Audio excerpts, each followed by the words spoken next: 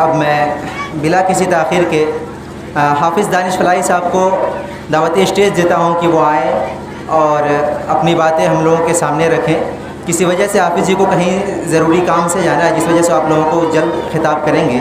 हाफिज़ जी से गुजारिश है कि वो स्टेज पर तशरीफ़ लाएँ।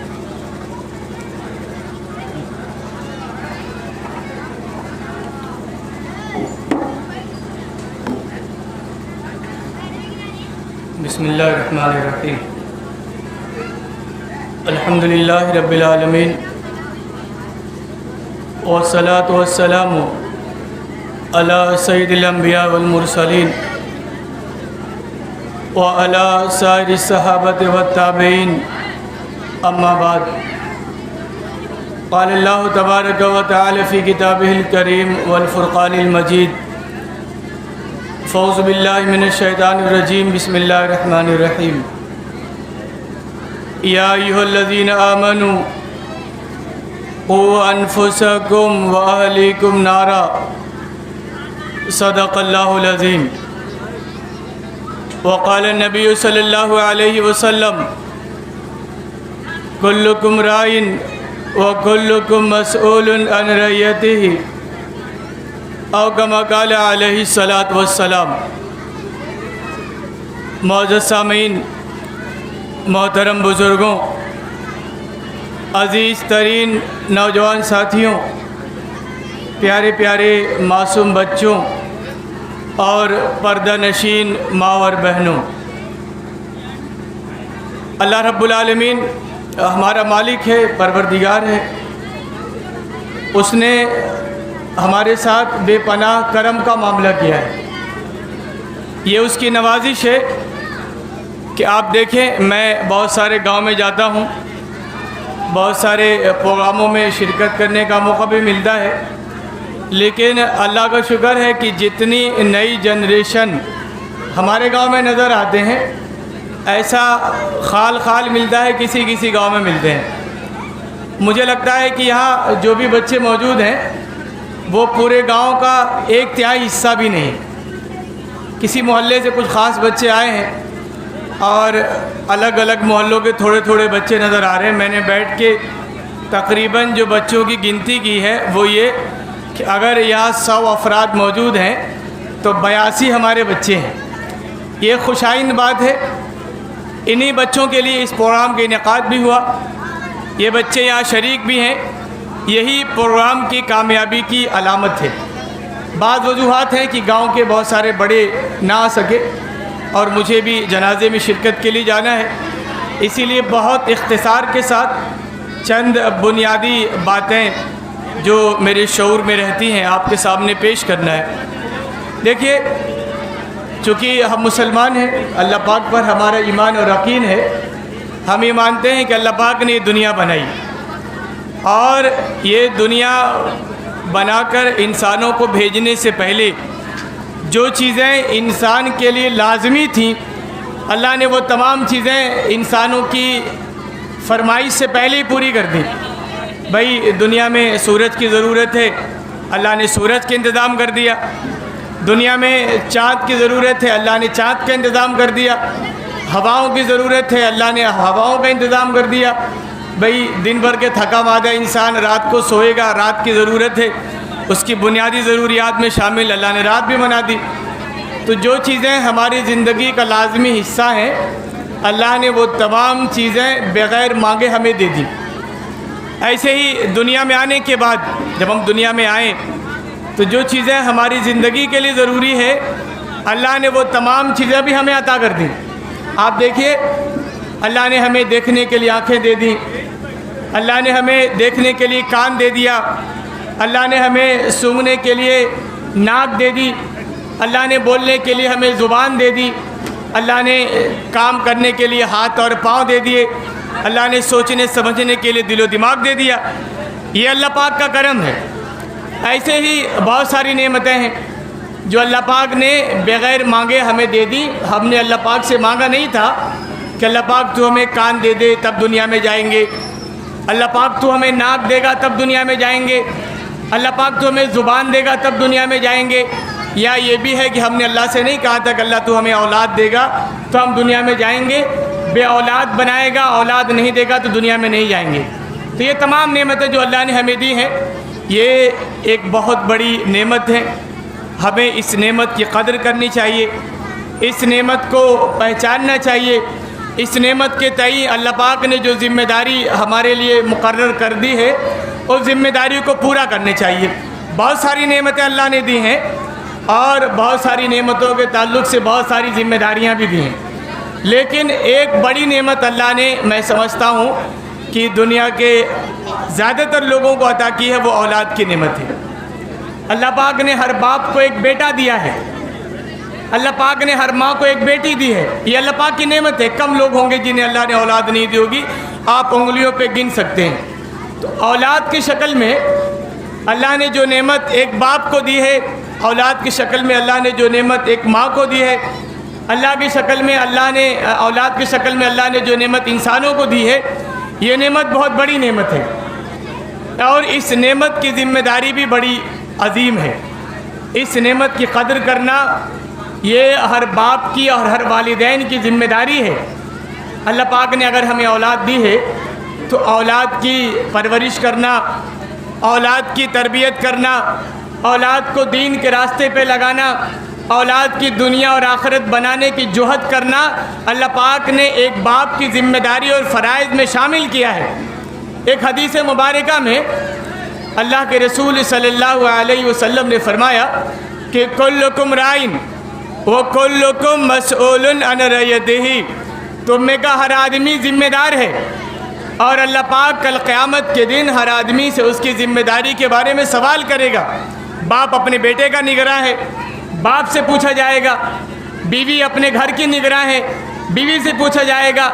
एक माँ अपनी बेटी की ज़िम्मेदार है, माँ से पूछा जाएगा। एक भाई, एक बड़ा भाई अपने छोटे भाई का निगरां है, बड़े भाई से पूछा जाएगा। तो हर आदमी की जो ज़िम्मेदारी अल्लाह ने लिखी है, उस ज़िम्मेदारी के बारे में अल्लाह पाक सवाल करेगा। औलाद एक बड़ी नेमत है। ये नेमत अल्लाह ने बग़ैर मांगे हमें दे दी और इस नेमत की कदर न करने वालों से अल्लाह पाक सवाल करेगा। ये जो अल्लाह ने औलाद की नेमत दी है, इस नेमत के ताल्लुक़ से वालिदैन की ज़िम्मेदारी क्या है, बस वही ज़िम्मेदारी बता के अपनी बात ख़त्म करूँगा। बड़ा मुख्तसर सा वक्त लेकर आया हूँ। पहला और बुनियादी काम जो औलाद के ताल्लुक़ से हर बाप को करना चाहिए वो ये कि हम अपनी औलाद का रिश्ता इंसानों के पालनहार से मजबूत कर दें। यकीन है हमारा कि अल्लाह हमारा मालिक है, अल्लाह हमारा परवरदिगार है, अल्लाह हमारा पैदा करने वाला है। उसी ने औलाद की नेमत दी है, तो ये नेमत अल्लाह की तरफ से एक अमानत है। इस अमानत की ज़िम्मेदारी, इस अमानत की हिफाजत, इस अमानत को पूरा करना, इस अमानत का हक़ अदा करना हर बाप की ज़िम्मेदारी और फ़राइज़ में शामिल है। तो एक बाप का पहला काम ये है कि वह अपने बेटे का ताल्लुक़, अपनी औलाद का ताल्लुक़ अल्लाह से जोड़ दे और अल्लाह से करीब करने के लिए, अल्लाह से ताल्लुक़ जोड़ने के लिए जो चीज़ सबसे ज़रूरी है वो नमाज की पाबंदी है। शरीयत की ताकीद क्या है कि बच्चा 7 साल का हो जाए तो नमाज की ताकीद की जाए, 10 साल का हो जाए नमाज न पढ़े तो सज़ा दी जाए, ताकि हमारे नौजवानों का, हमारे नौनिहालों का, हमारी नई जनरेशन का, हमारे बच्चों का ताल्लुक़ अल्लाह से जुड़ जाए। तो नमाज की पाबंदी करना, नमाज की ताकीद करना, यह हमारे वालिदैन के फ़राइज़ में से सबसे बड़ा फरीज़ा है।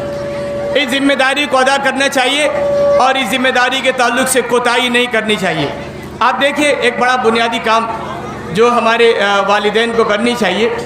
देखिए हम नमाज से पहले अज़ान होती है, अज़ान को हम मामूली न समझें, ये अल्लाह की इबादत का बुलावा है। अज़ान देने वाले के बारे में कहा जाता है कि जहाँ तक अज़ान देने वाले की मुनादी पहुँचती है शैतान भागता है, वहाँ के फ़रिश्ते, वहाँ तक की मखलूक़ात, वहाँ तक के चरिंद परिंद, हत्ता कि अल्लाह रब्बुल आलमीन ऐसी अज़ान देने वालों के लिए दुआएं करता है। तो हम अपने बच्चों को नमाज का भी आदी बनाएं और अपने बच्चों को अज़ान देने का भी पाबंद बनाएं, अगर हम चाहते हैं कि हमारा बच्चा दीनदार बन जाए, दीन के रास्ते पे चलने वाला बन जाए। तो एक पहला काम है। दूसरा काम क्या है? औलाद के ताल्लुक़ से बाप की ज़िम्मेदारी, सरपरस्तों की ज़िम्मेदारी कि हम अपने बच्चों को पढ़ाएं। अपने बच्चों की तालीम का इंतज़ाम करें, अपने बच्चों की सही तरबियत करें। अल्लाह के रसूल सल्लल्लाहु अलैहि वसल्लम ने फरमाया कि एक बाप अपनी औलाद को जो कुछ भी देता है उसमें सबसे अच्छी उसकी तालीम व तरबियत है। तो औलाद की तालीम व तरबियत का इंतज़ाम करना ये वालिदैन के फ़राइज़ में से अहम तरीन फरीज़ा है। हम अपने बच्चों को पढ़ाएं, चाहे मदारिस में पढ़ाएं, चाहे मकातिब में पढ़ाएं, चाहे जामियात में पढ़ाएं, चाहे स्कूलों में पढ़ाएं, चाहे कॉलेजेस में पढ़ाएं, चाहे यूनिवर्सिटियों में पढ़ाएं, चाहे गांव के प्राइमरी स्कूल में पढ़ाएं, लेकिन पढ़ाना है, बच्चे को तालीम दिलानी है, बच्चे को इल्म के मैदान में आके लेकर जाना है। ये माँ बाप के फ़राइज़ में से इंतहाई अहम तरीन फरीज़ा है। इस ताल्लुक़ से भी हमारे वालिदैन को बच्चों के सरपरस्त को गौर करने की ज़रूरत है। ECN education committee of Nasirpur, इसका एक बड़ा मकसद ये है कि ये एक बाप के फ़राइज़ को अदा करने वाले लोग हैं। एक बाप जो ज़िम्मेदारी अदा करता है, एक सरपरस्त अपने बच्चों के लिए जो काम करते हैं, वो काम इस सोसाइटी के, इस कमेटी के नौजवानों ने शुरू किया है। ये नौजवान इस पूरे गांव की मुबारकबाद के मुस्तहिक़ हैं। मैं पूरे गांव वालों की तरफ से इनको मुबारकबाद देता हूँ। ये हमारे हमदर्दी के भी मुस्तहिक़ हैं, ये हमारे ताउन के भी मुस्तहिक़ है कि इतना बड़ा बोझ उठाया है उन्होंने मौजूदा ज़माने में, कि जबकि लोगों को किसी और का एहसास और अंदाज़ा नहीं होता, इन नौजवानों ने पूरे गांव का एहसास किया। ये बड़ी बात है, एक बड़ा इनकलाबी काम है, इसकी सताइश होनी चाहिए और ऐसे नौजवानों की मदद भी होनी चाहिए। ये दूसरा काम है। तीसरा काम क्या है? देखिए, ये जो दुनिया है, जिस दुनिया में हमारी ये 80% बच्चे जी रहे हैं, ये फितनों की दुनिया कही जाती है, आजमाइश की दुनिया कही जाती है, बड़ी गुनाहों की दुनिया भी कह सकते हैं आप उसे। हम लोग जब छोटे थे, हम लोग से मुराद मेरी उम्र के हमारे साथी, हम जब बड़े हो रहे थे तो मोबाइल के ज़माने में हमने जवानी की आँखें नहीं खोली। हमारे ज़माने में जब हम बड़े हो रहे थे तो मोबाइल नहीं था। हमने गुल्ली डंडे खेल के लड़कपन को छोड़ा और जवानी में कदम रखा। हमने गोलियां खेल के लड़कपन को छोड़ा और जवानी में कदम रखा। हम पहौर खेला करते थे तो हम पहौर खेलते खेलते बड़े हो गए। आज का नौजवान शायद उसके नाम से भी वाकिफ़ नहीं है। हमारा बच्चा इस ज़माने में जी रहा है जो इंतहाई नागुफ्तबही ज़माना है, इंतहाई फितने का ज़माना है। इस ज़माने के ताल्लुक़ से, इस ज़माने के बारे में, इस ज़माने के फितने के बारे में जानना भी ज़रूरी है और अपने बच्चों को बचाना भी ज़रूरी है। देखिए, हम जब बड़े हो रहे थे, मेरे साथी भी मौजूद हैं, तो 15 साल की उम्र थी, 16 साल की उम्र थी, 17 साल की उम्र थी, 18 साल की उम्र थी, तो कहा जाता था कि बच्चा बड़ा हो गया, होशियार हो गया। 15 साल के बाद लोग बड़े होते थे। 15 साल 16 साल के बाद लोगों का बचपना ख़त्म होता था। 18 साल के बाद लोग लड़कपन से निकल के जवानी में जाया करते थे, शऊर की हालत में पहुंचते थे। अब ऐसा नहीं है। उस वक्त 20 साल पहले, 15 साल पहले लोग 15 साल के बाद शऊर की हालत में पहुंचते थे और आज 15 माह का बच्चा शऊर की हालत में पहुंच जाता है। मोबाइल के जो फंक्शन एक बाप को पता नहीं होते, वो 15 महीने के बच्चे उन तमाम फंक्शन को जान लेते हैं। ये शऊर की बेदारी का ज़माना है, ये शऊर के इनकलाब का ज़माना है। ऐसे ज़माने में, ऐसे फितने के ज़माने में अपने बच्चों को मोबाइल के फितने से बचा ले जाना ये बहुत बड़ा काम है। तो इस ताल्लुक़ से भी वालिदैन की ज़िम्मेदारी बनती है कि अपने बच्चों को मोबाइल के फितने से बचाएं। दुनिया के बहुत बड़े बड़े मुफक्किरीन ये कहते हैं कि अगर माँ बाप को 2 चीज़ें पसंद करने के लिए कही जाए, पहले एक माँ को, एक बाप को ये कहा जाए कि ये तुम्हारा बेटा है और उसके सामने मोबाइल रखा हुआ है, तुम उसे मोबाइल दे दो, और उसके सामने मौत रखी हुई है, तुम उसे मौत दे दो। मुफक्किरीन कहते हैं कि अपने बेटे को मोबाइल देने से अच्छा है कि आप उसे मौत के हवाले कर दीजिए, इसलिए कि मोबाइल उसकी मौत से ज़्यादा ख़तरनाक है। आज आप देखिए 2 साल का बच्चा रोता है तो माँ अपने बेटे को चुप कराने के लिए मोबाइल दे देती हैं। वो हमारा भी ज़माना था, हमारी भी दादियाँ थी, हमारी भी घरवालियाँ थी, हमारी भी नानियाँ रहा करती थी, हमारी भी फूफियाँ रहा करती थी। हमने भी मुश्तरक ख़ानदानी निज़ाम देखा है कि जब छोटे 2 साल के बच्चे रोया करते थे तो दादियाँ 2 साल के बच्चों को गोद में लेकर पूरे मोहल्ले में घूमा करती थी। शाम को जब माएँ खाना पकाती थी तो फूफियाँ और खालाएँ 2 साल 3 साल के बच्चों को लेकर बाहर टहराने चली जाया करती थी। अब जो 2 साल का बच्चा रोता है तो हमारी माएँ बच्चों के हाथ में मोबाइल पकड़ा देती हैं। ये अजीब व गरीब फितना है, इस फितने से भी बचाने की ज़रूरत है। मैं अपने बच्चों को बचा ले जाऊँ, ये कमाल की बात है।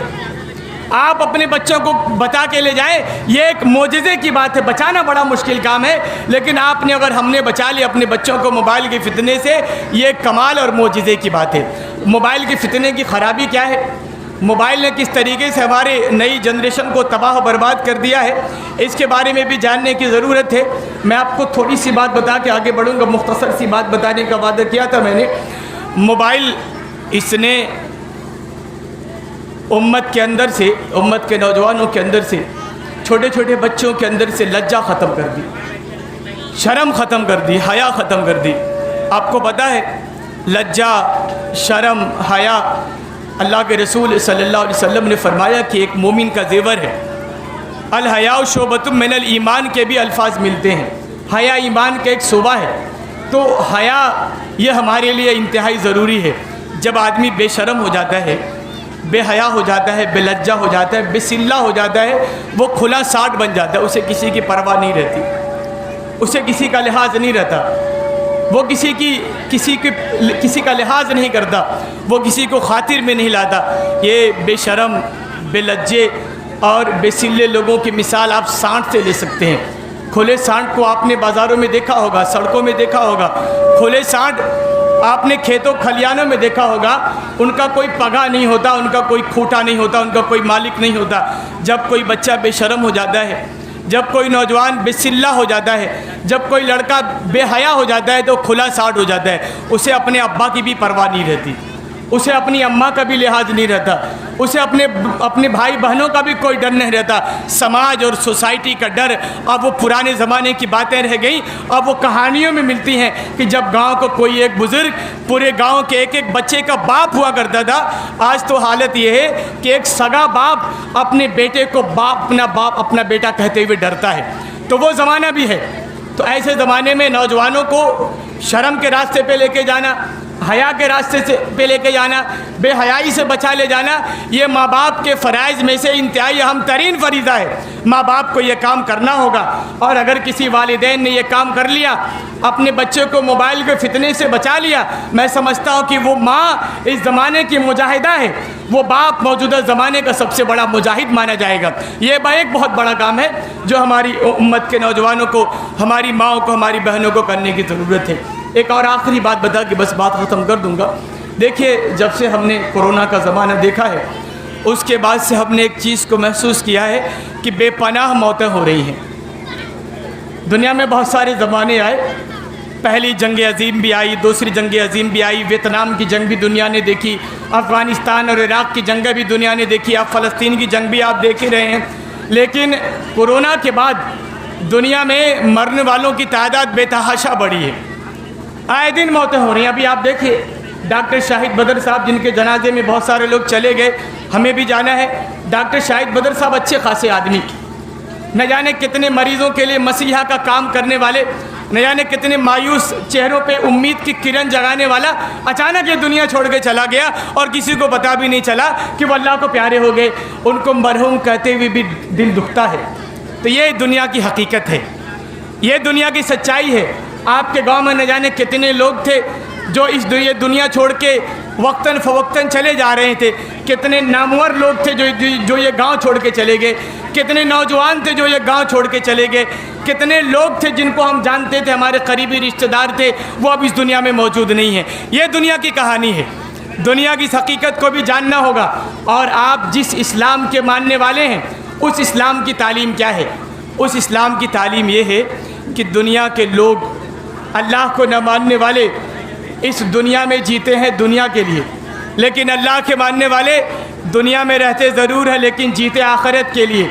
रसूलुल्लाह सल्लल्लाहु अलैहि वसल्लम ने फरमाया, अद्दुनिया खुलिक़त लकुम व अंतुम खुलिक़तुम लिल आखिरह। अल्लाह ने दुनिया आपके लिए बनाई है, दुनिया से भागना नहीं है आपको, लेकिन आखिरत को आपको आखिरत के लिए बनाया है। आपको दुनिया में रहकर आखिरत की तैयारी करनी है। आप देखिए, हमारे यहाँ जब बच्चा पैदा होता है, इस्लाम की कितनी प्यारी कितनी बारीक और कितनी दिलों में बैठने वाली तालीम है, शायद जिसकी तरफ हम गौर नहीं करते।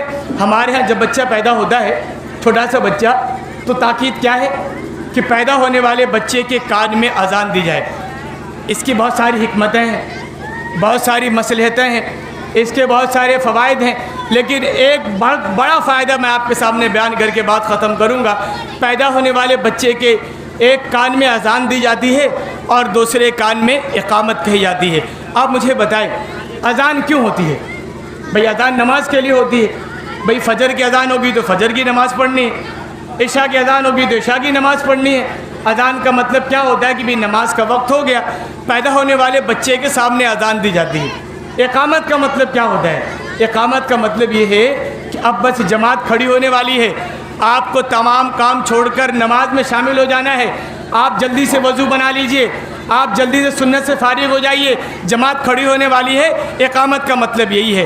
एक छोटा सा बच्चा वह कुछ समझता नहीं है, शोर नहीं है उसके अंदर, एहसास भी नहीं है, उसके माँ बाप के सामने उस छोटे से बच्चे के कान में अजान और इकामत कही जाती है। इसका मतलब ये है कि माँ बाप को बताया जाता है कि अब आपको अपने बच्चे के लिए इस बात की फ़िक्र करनी है कि इसकी मौत की तैयारी करिए। ये कब मर जाएगा, कब बुलावा आ जाएगा, कब इसके जनाजे की नमाज़ खड़ी हो जाएगी, आपको भी पता नहीं है। दुनिया की तमाम कौमें इस दुनिया में रहती हैं दुनिया के लिए, लेकिन मुसलमानों के लिए तालीम है कि आपको इस दुनिया में रहकर आखिरत की तैयारी करनी है। कभी भी बुलावा आ जाएगा। आज मैं आपके सामने खड़ा बयान कर रहा हूँ, कल अल्लाह पाक मुझे बुला लेगा, अल्लाह की मर्ज़ी।